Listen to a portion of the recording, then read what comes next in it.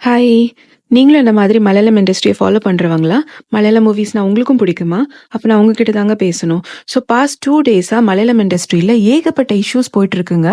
Everything related to sexual harassment, casting couch, adjustment, compromise இந்த மாதிரி நெறைய விமர்சனங்கள், பிரச்சனைகள் வந்து போயிட்டுருக்கு. ஸோ நான் ஏன் சம்மந்தமே இல்லாம இத பத்தி பேசுறேன்னு நெனைக்கிறீங்களா?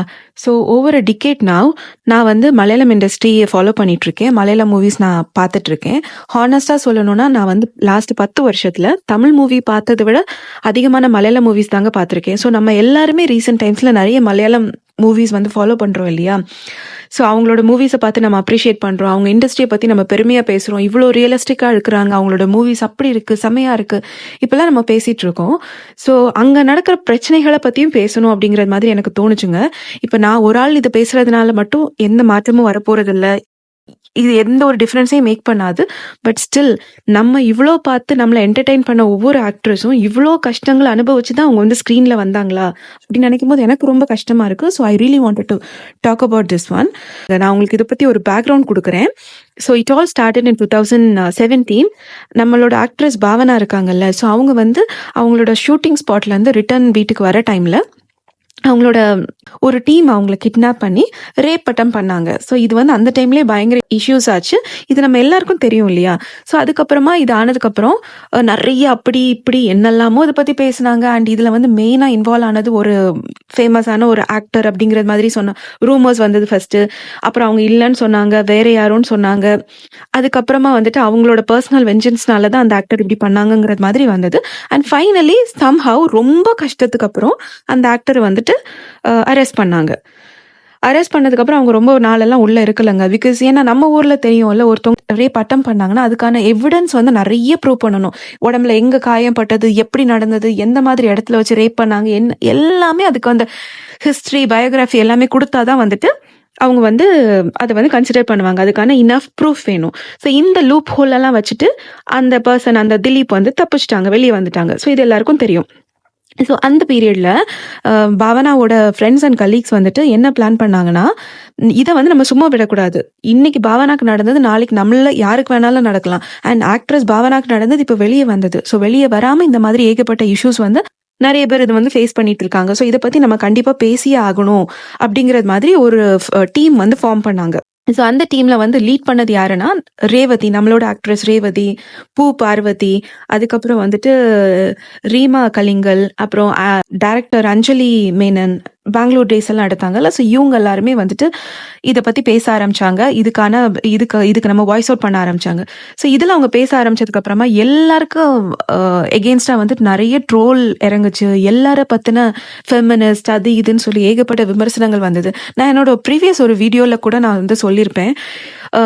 ஆக்ட்ரஸ் பார்வதிக்கு வந்துட்டு அங்க வந்து நிறைய ஹேட்டர்ஸ் இருக்காங்க. நிறைய வந்துட்டு டிஃபரன்ஸ் ஆஃப் ஒப்பீனியன் மக்கள் மத்தியில் அவங்களுக்கு இருக்குது. ஈவன்டோ அவங்க வந்து ஒரு ஃபைனஸ்ட் ஒரு ஆக்ட்ரஸா இருந்தா கூட அவங்களுக்கு மலையாளம் இண்டஸ்ட்ரியில அவ்வளோ சான்சஸ் கொடுக்க மாட்டாங்க. ஏன்னா இந்த மாதிரி தான் அவங்க ஃபெமினிஸ்ட் அப்படி இப்படி அவங்க இதுக்கெல்லாம் ஒத்து வராதனால அவங்களுக்கு அங்க கிடைக்காது. ஸோ இவங்க வந்து இதை பத்தி நம்ம வெளியே கண்டிப்பா இதை கொண்டு வந்தே ஆகணும்னு சொல்லிட்டு ரொம்ப கஷ்டப்பட்டு கவர்மெண்ட் கிட்ட இதை எடுத்துட்டு போனாங்க. ஸோ அவங்க கவர்மெண்ட் கிட்ட வச்ச ரிக்வெஸ்ட் என்னன்னா, இந்த மாதிரி நிறைய ஜெண்டர் டிஸ்கிரிமினேஷன் எங்களுக்கு வந்து இருக்குது. அண்ட் அன்ஈக்குவல் பே கொடுக்குறாங்க. அதுக்கப்புறமா வந்துட்டு மெயினா வந்துட்டு செக்ஷுவல் ஹராஸ்மெண்ட் நடக்குது. இந்த மாதிரி காஸ்டிங் கவுச், அட்ஜஸ்ட்மெண்ட் எல்லாம் பண்ணாதவங்களுக்கு லேக் ஆஃப் ஆப்பர்ச்சுனிட்டிஸ் இருக்கு. எங்களுக்கெல்லாம் வந்து இவ்வளோ கஷ்டங்களை நாங்க வந்து ஃபேஸ் பண்றோம் அப்படிங்கிறது மாதிரி கவர்மெண்ட் கிட்ட மெயினா வந்து செக்ஷுவல் ஹராஸ்மெண்ட் பத்தி அவங்க வந்துட்டு ரிக்வெஸ்ட் வச்சாங்க. ஸோ கவர்மெண்ட்டும் இதெல்லாம் கன்சிடர் பண்ணிட்டு 2017 ஜூலைல ஒரு கமிட்டி ஃபார்ம் பண்ணாங்க. ஒரு ரிட்டையர்டு ஒரு ஜட்ஜ் லைக் கே ஹேமா அப்படிங்கிறவங்க சைன் பண்ணி அவங்க கீழே வந்துட்டு ஒரு கமிட்டி வந்து ஃபார்ம் பண்ணாங்க. அதனாலதான் இப்ப எல்லாத்துலயும் நீங்க பாத்தீங்கன்னா Hema committee report, Hema commission report அப்படிங்கிறது மாதிரி வருதுன்னா அந்த அவங்களோட அந்த ஜட்ஜோட நேம் வந்து ஹேமா, அவங்க கீழே இருந்த கமிட்டினாலதான். ஸோ வந்து 2017 ஜூலைல வந்து இது ஸ்டார்ட் பண்ணாங்க. ஸோ இவங்களோட கிரவுண்ட் ஒர்க்ஸ் வந்து ஆல்மோஸ்ட் 2 இயர்ஸ்க்கு மேல வந்து இது பண்ணாங்க. ஏன்னா இது நிறைய எவிடன்ஸ் சப்மிட் பண்ணணும், நிறைய விஷயங்கள் அவங்க வந்துட்டு ரிசர்ச் பண்ணணும், அதுக்கான ப்ரூஃப் எல்லாமே கொடுக்கணும்ல. ஸோ இவங்க கிட்டத்தட்ட மோர் தேன் ஒரு 50 விக்டிம் மேல அவங்க பேசினாங்க. எல்லா விக்டிமும் வந்தோன்னே ஆமா எங்களுக்கு இது நடந்தது எஸ் அப்படிங்கிறது மாதிரி அக்செப்ட் பண்ண மாட்டாங்கல்ல. நிறைய பேர் பயப்படுவாங்க. ஏன்னா ஆக்ட்ரஸ் பாவனாக்கே இது நடந்திருக்குன்னா நம்மளெல்லாம் விட்டு வைப்பாங்களா, நம்மளுக்கு இது என்ன நடக்கும், நம்மளை வந்து இருக்க விடுவாங்களா இண்டஸ்ட்ரியில, நம்மளுக்கு இனிமேல் சான்சஸ் கிடைக்குமா, அப்படி நிறைய பேர் வந்து வாயை திறக்கல. அண்ட் கொஞ்சம் பேரும் கொஞ்சம் பேர் அக்செப்ட் பண்ணாங்க. யா ஸோ அப்படி பண்ணதுல வந்துட்டு அவங்க சொல்ற அந்த இது எல்லாமே பாயிண்ட்ஸ் மட்டும் வச்சுட்டு அவங்க வந்து ரிப்போர்ட் கொடுக்க முடியாது இல்லையா. நிறைய வந்துட்டு கிரவுண்ட் ஒர்க்ஸ் பண்ணாங்க. அதுக்கான ப்ரூஃப் எல்லாம் வந்துட்டு எடுத்துட்டு அவங்க அந்த ரிப்போர்ட்டை வந்துட்டு எப்போ சப்மிட் பண்ணாங்கன்னு பார்த்தீங்கன்னா 31st December 2019 கவர்மெண்ட்டுக்கு வந்து சப்மிட் பண்ணியிருக்காங்க.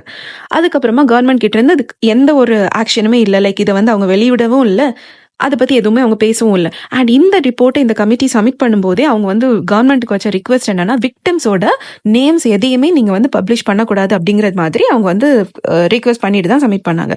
ஸோ இந்த ரிக்வெஸ்ட் வெளியே வர முன்னாடியே ப்ரொடியூசர் கவுன்சில் வந்துட்டு கவர்மெண்ட்க்கு இன்னொரு ரிக்வெஸ்ட் என்ன வச்சாங்கன்னா, இதில் வந்துட்டு யாரோட பர்சனல் இன்ஃபர்மேஷனும், அதாவது யாரோட நேம்ஸுமே வந்துட்டு வெளியே விடக்கூடாது, எந்த பர்சனல் இன்ஃபர்மேஷனும் வரக்கூடாது. பிகாஸ் அது வந்து விக்டிம்ஸ்க்காகட்டும் ப்ரெடிட்டர்ஸ்க்காகட்டும் இது வந்து நல்லது கிடையாது. அவங்களுக்கு வந்து அவங்களோட ஃபேன்ஸ் கிட்ட இந்த ரொம்ப ப்ராப்ளம் வரும், மாறி மாறி இண்டஸ்ட்ரிக்குள்ளால பயங்கரமாக சண்டை வரும் அப்படிங்கிறது மாதிரி. இதில் வந்து யாருமே விக்டிமை ப்ரொடெக்ட் பண்ணணுங்கிறதுக்காக அது பண்ணலைங்க. நம்மளுக்கு தெரியும் இல்லை, ஏன்னா விக்டிமோட ப்ரொடெக்ஷனை விட, விக்டிமோட பர்சனல் இன்ஃபர்மேஷனை விட ப்ரெடிட்டர்ஸோட இன்ஃபர்மேஷன் அண்ட் அவங்களோட செக்யூரிட்டி தானே எல்லாருக்குமே வந்து இம்பார்ட்டன்ட். அவங்க சேஃபாக இருக்கிறது தானே எல்லா இடத்துலையுமே இம்பார்ட்டன்ட். ஸோ அதனால ப்ரொடியூசர் கவுன்சில் வந்துட்டு கவர்மெண்ட் கிட்ட அந்த ரிக்வெஸ்ட்டை வச்சாங்க. கவர்மெண்ட் கிட்ட இருந்து அதுக்கப்புறம் எந்த ரெஸ்பான்ஸும் இதுக்கு வராததுனால இதுக்கு ஸ்டேட்மெண்ட் கொடுத்த ஒரு விக்டிம் வந்துட்டு எனக்கு இது பற்றின இன்ஃபர்மேஷன் வேணும், நான் கொடுத்த ஸ்டேட்மெண்ட் கரெக்டாக இருக்காங்கிறது மாதிரி எனக்கு வந்து தெரியணும், ஸோ எனக்கு வந்து இதுக்கான ரிப்போர்ட்டை வந்து கொடுங்க அப்படிங்கிறது மாதிரி அவங்க வந்து அப்பீல் பண்ணாங்க. ஸோ இது என்ன பேசிஸில் அவங்க கொடுத்தாங்கன்னா RTI which is right to information act பிரகாரம் எனக்கு வந்து நான் கொடுத்த ஸ்டேட்மெண்ட் கரெக்டாக இருக்காங்கிறது மாதிரி எனக்கு கிராஸ் செக் பண்ணணுங்கிறது மாதிரி அவங்க ரிக்வெஸ்ட் வச்சுருந்தாங்க. ஸோ இந்த பேசிஸில் 2 days முன்னாடி விச் இஸ் August 19 கவர்மெண்ட் வந்துட்டு இந்த ரிப்போர்ட்டை வந்து வெளியிட்டாங்க. ஸோ வெளியிட்டதுக்கு அப்புறம் தாங்க தெரிஞ்சது, வெளியிட்டதுக்கு அப்புறமா தான் ஏகப்பட்ட ப்ராப்ளம்ஸ் வந்து போயிட்டு இருக்கு. ஸோ இதில் வந்துட்டு மெயினாக கொடுத்துருக்கிறது அப்படின்னு சொல்லி பார்த்தீங்கன்னா, மொத்தம் இந்த ரிப்போர்ட் சப்மிட் பண்ணப்பட்டது வந்துட்டு 300 pages. ஆனால் கவர்மெண்ட் கிட்ட இருந்து இப்போ ரிப்போர்ட் வந்து ரிலீஸ் ஆனது வந்துட்டு 233 pages. ஸோ நிறைய பேஜஸ் எடுத்திருப்பாங்கல்ல, அது இது ரொம்ப டீப்பரான இன்ஃபர்மேஷன்ஸ் இருக்கிறது எல்லாத்தையுமே வந்துட்டு பர்சனல் இன்ஃபர்மேஷன் கேட்டகரி அண்டரில் வந்துட்டு நிறைய அவங்க வந்து ஆல்ரெடி ரிமூவ் பண்ணியிருக்காங்க. ஈவன் இந்த 233 pagesல ஏகப்பட்ட பேராகிராஃப்ஸ் இங்கே அங்கே நிறைய வந்துட்டு இன்ஃபர்மேஷன்ஸ் இன்னும் மிஸ் ஆயிருக்கு. விச் மீன்ஸ் அவங்க வந்து நிறைய ப்ரெடிட்டர்ஸை ப்ரொடெக்ட் பண்ணுற விதமாக நிறைய இன்ஃபர்மேஷன்ஸ் வந்து அதுலேருந்து எடுத்திருக்காங்க. Okay, that's alright. அட்லீஸ்ட் அந்த ரிப்போர்ட்டையாவது வெளியே விட்டாங்களே, அதுவே பெரிய விஷயம். ஸோ இந்த ரிப்போர்ட்டில் வந்துட்டு ப்ரூவ் பண்ணப்பட்ட விஷயங்கள் வந்துட்டு மெயினாக கேஸ்டிங் கவுச் அண்ட் செக்ஷுவல் ஹராஸ்மெண்ட்டை பற்றி. அண்ட் இதில் இன்வால்வ் ஆன பீப்புள் அப்படின்னு சொல்லிட்டு அவங்க கொடுத்துருக்குற கேட்டகரி பார்த்தீங்கன்னா மெயினாக வந்து producers, actors, directors, production controllers. So இவங்க எல்லாரும் தான் இதை வந்து இதோட ப்ரிடிக்டர்ஸாக இருந்திருக்காங்க அப்படிங்கிறது மாதிரி கொடுத்துருக்காங்க. அண்ட் இதில் வந்துட்டு மெயின் திங்ஸ் டிஸ்கஸ் பண்ணப்பட்டது அப்படின்னு சொல்லி பார்த்தீங்கன்னா அட்ஜஸ்ட்மெண்ட் அண்ட் காம்ப்ரமைஸை பற்றி. ஸோ இவங்க வந்து ஒரு ஆக்ட்ரஸ் கிட்டேயோ யார்கிட்டயோ பேசும்போதே ஃபர்ஸ்ட் என்ன சொல்லி பேசுவாங்கன்னா, உங்களுக்கு நாங்கள் வந்து லீட் ரோல் கொடுக்குறோம், நீங்கள் அட்ஜஸ்ட் பண்ணிட்டீங்கன்னா நீங்கள் லீடாக வந்துட்டு இந்த மூவியில் வரலாம், நீங்கள் வந்து இந்த மூவியில் சூப்பர் ஸ்டாரோட ஆக்ட் பண்ணலாம், இந்த மூவியில் இந்த மெயின் ஆக்டரோட நீங்கள் வந்து பேர் பண்ணலாம். ஸோ அதுக்கப்புறம் இது வந்து மெயின் ஆக்ட்ரஸ்க்கு மட்டும் கிடையாதுங்க, சைட் ரோலில் வரக்கூடியவங்க அவங்க இவங்க எல்லாருமே இந்த ஹராஸ்மெண்ட்டை கோத்ரூ பண்ணிட்டு தான் வராங்க. ஸோ எல்லாருமே இந்த அட்ஜஸ்ட்மெண்ட்டில் போனாதான், நாட் எல்லாரும். ஸோ இந்த ஒரு மாஃபியா இருக்காங்கல்ல, இந்த ஒரு செட் ஆஃப் பீப்புள், அங்கே இருக்கிற ஒரு பவர்ஃபுல்லான பீப்புள் வந்துட்டு இவங்களுக்கெல்லாம் அட்ஜஸ்ட் ஆனாதான் நீங்கள் வந்து வர முடியும் அப்படிங்கிறது மாதிரி ஒரு இதை வந்து கிரியேட் பண்ணி வச்சுருக்காங்க. ஸோ ஆனால் வந்துட்டு இந்த கமிட்டியில் இந்த விக்டம்ஸ் வந்து சொல்கிறவங்க இன்னொரு இதை வந்துட்டு ரொம்ப ஹைலைட் பண்ணியிருக்காங்க, விச் இஸ் எல்லா ஆட்களும் இப்படி கிடையாது, நாட் ஆல் டைரக்டர்ஸ் இந்த மாதிரி அல்லது எல்லா ப்ரொடியூசர்ஸ் இந்த மாதிரி கிடையாது. நாங்களும் நிறைய நல்ல ஆக்டரோட ஒர்க் பண்ணியிருக்கோம், நிறைய ப்ரொடியூசர்ஸோட நல்ல கம்ஃபர்டபுளாக நாங்களும் வந்து ஒர்க் பண்ணியிருக்கோம். பட் நம்ம வந்து இந்த மாதிரி அக்செப்ட் பண்ணாமல், இந்த நம்ம கம்ஃபர்டபுளா இந்த மாதிரி எந்த ரெக்குவயர்மெண்ட்டும் இல்லாம நம்மளை வந்து நம்மளோட டேலண்ட்டை பார்த்து மட்டும் ஆக்ட் பண்ண கூப்பிடுற ஆக்டர்ஸ் கிட்ட அல்லது அந்த மூவில நம்ம ஆக்ட் பண்ண போகும்போது இந்த மாஃபியா இருக்காங்கல்ல, இவங்க வந்துட்டு இந்த லைக் பவர்ஃபுல்லான பீப்புள் ஏதாவது ஒரு விதத்துல நம்மளை வந்து அந்த இதுல இருந்து நம்மளோட கான்ட்ராக்டை வந்து கேன்சல் பண்ண வைக்கிறாங்க, நம்ம சைன் பண்ண கான்ட்ராக்டை கூட வாங்கிடுறாங்க, நம்மளுக்கு வந்து எப்படியாவது சான்ஸ் கொடுக்க விடாம ஒரு டீம் ஆஃப் பீப்புள் வந்து பண்றாங்க. ஸோ அதில் வந்துட்டு மெயினான ஆட்கள்னு சொல்லிட்டு அவங்க 15 நேம்ஸை வந்துட்டு இந்த ரிப்போர்ட்ல வந்து மென்ஷன் பண்ணியிருக்காங்க. அண்ட் டெஃபினெட்லி கவர்மெண்ட் அந்த 15 நேம்ஸையும் நம்ம கிட்ட பப்ளிஷ் பண்ணல, டிஸ்க்ளோஸ் பண்ணல, ஏன்னா ப்ராப்ளம்ஸ் வரும் அப்படிங்கிறது மாதிரி இது பண்ணியிருக்காங்க. அந்த 15ல வந்துட்டு மெயினான கேட்டகரி ஆஃப் பர்சன் வந்துட்டு அங்க இருக்கிற சூப்பர் ஸ்டார், அங்க இருக்கிறவங்க எல்லாருக்குமே அது வந்து தெரியும். அகேன் ப்ரொடெக்டர்ஸோட செக்யூரிட்டி தான் இப்போ இந்த கண்ட்ரியில் வந்துட்டு ரொம்ப ரொம்ப இம்பார்ட்டன்ட். அவங்கள ப்ரொடெக்ட் பண்ணுறது தான் எல்லா இடத்துலையுமே வந்துட்டு இம்பார்ட்டண்டாக இருக்குது. நாட் ஜஸ்ட் இந்த மலையாளம் இண்டஸ்ட்ரியிலங்க, எல்லா இடத்துலையும் அதுதான். என்ன சொல்கிறதுனே வந்துட்டு தெரியல. அண்ட் இந்த ரிப்போர்ட்டில் வந்துட்டு மெயினாக செக்ஷுவல் ஹராஸ்மெண்ட்டை பற்றி மட்டும் இல்லாமல் இந்த நிறைய ஜூனியர் ஆக்டர்ஸ் வந்துட்டு நிறைய இஷ்யூஸ் வந்து சொல்லியிருக்காங்க. ஃபார் எக்ஸாம்பிள் இந்த கேரவன்லாம் கொடுப்பாங்கல்ல, ஸோ இது வந்து லீட் ஆனவங்களுக்கு, மெயின் ஆனவங்களுக்கு மட்டும்தான் வந்துட்டு கேரவன், லைக் அங்கே போய் ரெஸ்ட் எடுக்கிற ஃபெசிலிட்டி, பாத்ரூம் ஃபெசிலிட்டி எல்லாமே அவங்களுக்கு மட்டும் தான் இருக்குது. ஸோ எங்களுக்கெல்லாம் வந்துட்டு எதுவுமே கிடையாது. ஃபார் எக்ஸாம்பிள் நாங்கள் வந்து போகணுன்னா ஏதாவது ஒரு பிளேஸில் ரொம்ப தள்ளி அந்த மாதிரி எல்லாம் தான் போக வேண்டியதாக இருக்குது. அண்ட் மெயினாக இதில் மென்ஷன் பண்ணியிருக்கிறவங்க வந்துட்டு லேடிஸ் எல்லாம் டாய்லெட் போகிறதுக்கு நாங்கள் ரொம்ப கஷ்டப்படுறோம். எங்களோட பீரியட்ஸ் டைமில் கூட எங்களால் பாத்ரூம் யூஸ் பண்ண முடியாத ஒரு சுச்சுவேஷனில் நாங்கள் ரொம்ப கஷ்டப்பட்டு நாங்கள் வந்து அது ஹோல்ட் பண்ணுற ஒரு சுச்சுவேஷன் இருக்குது.